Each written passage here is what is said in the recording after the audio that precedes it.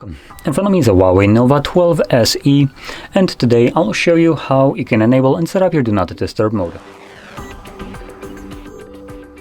To get started, pull down your toggles by swiping down from the top right side of the screen like so, and then obviously find the Do Not Disturb toggle. For me, it is right over here. Now before you tap on it to turn it on right away, I recommend holding this toggle, and this will quickly take you to the settings where you can obviously customize the mode.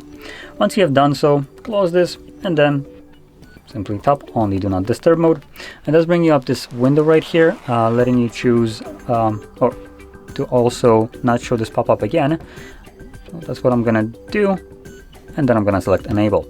So because I selected the checkbox, next time I tap on the Do Not Disturb mode, it won't bring it up again. It's just gonna automatically turn itself on.